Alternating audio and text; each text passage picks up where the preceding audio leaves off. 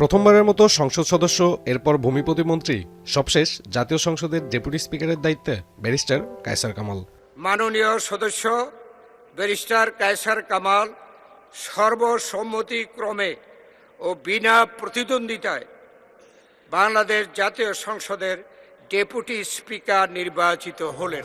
কায়সার কামালের জন্ম 1972 সালের 31শে ডিসেম্বর নেত্রকোনা জেলার কমলকান্দার চত্রাংপুর গ্রামে। তার বাবা প্রয়াত মোস্তফা কামাল মনসুর এবং মা বেগম জোবায়দা কামাল। বাবা কমলকান্দা সদর ইউনিয়ন পরিষদের চেয়ারম্যান, দাদা নানাও ছিলেন জনপ্রতিনিধি। পারিবারিকভাবেই জনপ্রতিনিধিত্ব ও রাজনীতির সঙ্গে যুক্ত একটি ধারার মধ্যেই বেড়ে ওঠা কায়সার কামালের। আমি ব্যারিস্টার কায়সার কামাল সশ্রদ্ধ চিত্তে শপথ করিতেছি যে ঢাকা বিশ্ববিদ্যালয় থেকে ইতিহাসে স্নাতকোত্তর ডিগ্রি অর্জন করেন কায়সার কামাল। এরপর উচ্চশিক্ষার জন্য যান যুক্তরাজ্যে।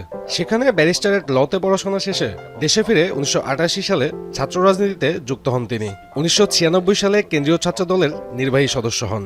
একই বছর ঢাকা বিশ্ববিদ্যালয়ের সিনেট সদস্যও নির্বাচিত হন তিনি। বিধানের রক্ষণ, সমর্থন ও নিরাপত্তা বিধান করিব।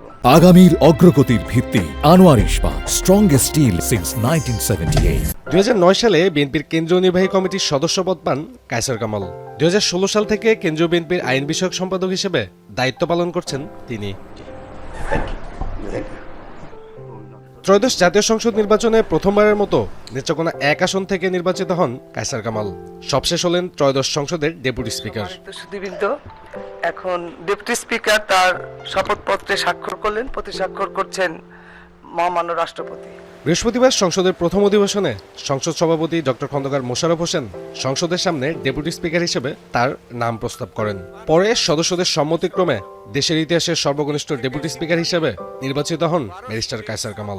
এই অধিবেশনে সহযোগিতার জন্য ধন্যবাদ জানিয়ে সাব্বির রোজ, এখন, ঢাকা।